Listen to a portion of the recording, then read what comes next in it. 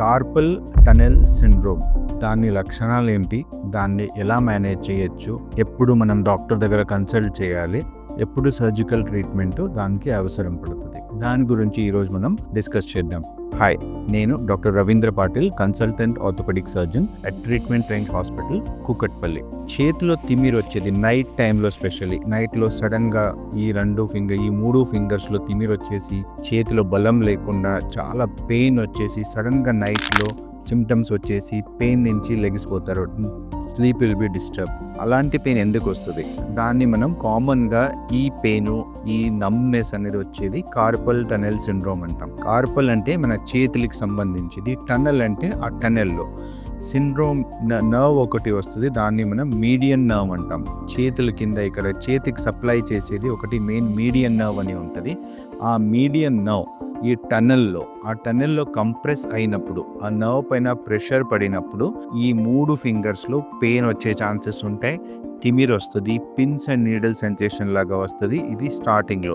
తర్వాత దీన్ని కంటిన్యూస్గా అలాగే వదిలేసినప్పుడు ఈ సెన్సరీ సిమ్టమ్స్ కాకుండా మోటార్ అంటాం. దాంట్లో మనం ఈ పించ్ వీక్ అవ్వచ్చు, చేతిలో ఏమైనా వస్తువులు పట్టుకున్నప్పుడే గ్రిప్ వీక్ అయ్యే ఛాన్సెస్ ఉంటాయి, చేతిలో ఏమైనా పట్టుకున్నా కూడా పడే ఛాన్సెస్ ఉంటాయి. సో దీన్ని మనం కార్పల్ టనెల్ సిండ్రోమ్ అంటాం. సో కార్పల్ టనెల్ సిండ్రోమ్ ను బేసికలీ ఒక నర్వ్, మీడియన్ నర్వ్ మీద ప్రెషర్ పడుతుంది.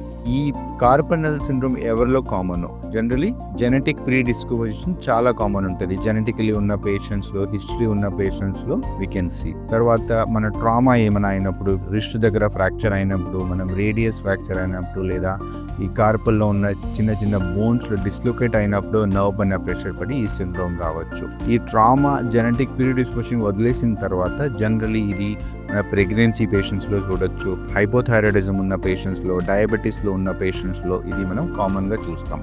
సో దీన్ని మనం క్లినికలీ ఎలా చెక్ చేస్తాం?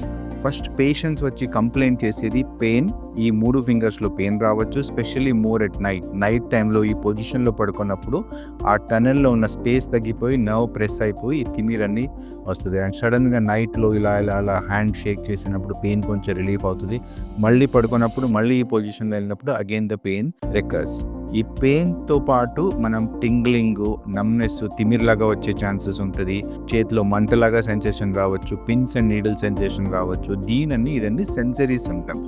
చాలా పేషెంట్స్లో ఇది ఎర్లీ స్టేజెస్లో. ఈ స్టేజెస్లో మనం డయాగ్నోస్ చేసి ట్రీట్ చేస్తే ఇది అడ్వాన్స్ స్టేజ్కి, మోటార్ స్టేజ్ అంటే మన చేతిలో వీక్నెస్ ఉన్న స్టేజ్కి వెళ్ళే ఛాన్సెస్ తక్కువ ఉంటాయి. పెయిన్, టింగ్లింగ్, నమ్నెస్, ఇది మెయిన్ సిమ్టమ్స్ వస్తాయి. దీన్ని మనం క్లినికలీ టెస్ట్ చేసినప్పుడు ఏమేమి టెస్ట్ చేస్తామంటే ఈ ఫింగర్లో సెన్సేషన్ ఎలా ఉంది దాన్ని టెస్ట్ చేస్తాం. అండ్ దీన్ని ఒక ఇంపార్టెంట్ టెస్ట్ అంటాం, దీన్ని ఫెలెన్స్ టెస్ట్ అంటాం. ఈ పొజిషన్లో పేషెంట్ ఒక 30 seconds to 1 minute పెట్టినప్పుడు ఆ సిమ్టమ్స్, అదే సేమ్ సిమ్టమ్స్ ప్రొడ్యూస్ అవుతాయి.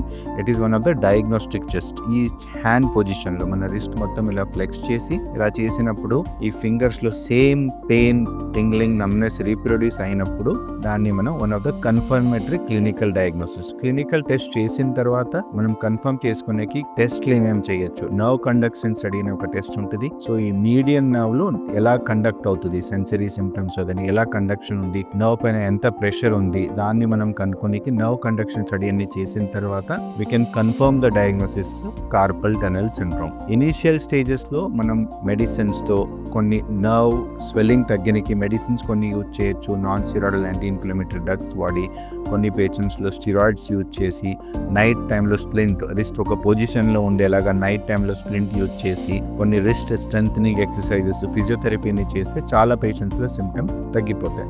దీనికి తగ్గకపోతే, కన్జర్వేటివ్ మెథడ్ కి తగ్గకపోతే నెక్స్ట్ ఆప్షన్ విల్ బి ఆ టనెల్ లో ఉన్న స్వెల్లింగ్ ని తగ్గించాలి. సో మనం అల్ట్రాసౌండ్ తో ఆ టనెల్ ని చూసి దాంట్లో ఒక స్టెరాయిడ్ ఇంజెక్షన్ ఇవ్వచ్చు. నర్వ్ సరౌండింగ్ లో స్టెరాయిడ్ ఇచ్చినప్పుడు, అలాగే ఆ స్టెరాయిడ్ ఇంజెక్షన్ తో పాటు మనం ఫెనెస్ట్రేషన్ అని, ఈ మన టనెల్ ఏముంటది పైన ఒక లిగమెంట్ ఉంటుంది, ఆ లిగమెంట్ ని కొంచెం రిలీజ్ చేసినప్పుడు నర్వ్ కి స్పేస్ కొంచెం ఎక్కువ దొరికి దానివల్ల కూడా నర్వ్ పైన ప్రెషర్ తగ్గితే అగైన్ సిమ్టమ్స్ తగ్గుతాయి. సో ఒక injection therapy, ultrasound guided injection therapy, లేదంటే ఫెనెస్ట్రేషన్ అలాంగ్ విత్ ఇంజెక్షన్ ఫెనెస్ట్రేషన్ ప్రొసీజర్ ఆ కార్పల్ లిగమెంట్ ని మనం కొంచెం రిలీజ్ చేయొచ్చు. ఈ రెండు మనం కన్జర్వేటివ్ మెజర్స్ ఫీల్ అయినప్పుడు ఇంజెక్షన్ థెరపీతో లేదా మనం ఫెనెస్ట్రేషన్ ప్రొసీజర్స్ తో చాలా పేషెంట్స్ లో సిమ్టమ్స్ రిలీఫ్ అవుతాయి. దీనికి తగ్గకపోతే లేదా అడ్వాన్స్ స్టేజెస్ లో మోటార్ సిమ్టమ్స్ ఉన్నప్పుడు మనం మినిమల్ సర్జరీ, ఎండోస్కోపిక్ సర్జరీతో లేదా ఓపెన్ సర్జరీతో ఈ లిగమెంట్ ని మనం కట్ చేయొచ్చు.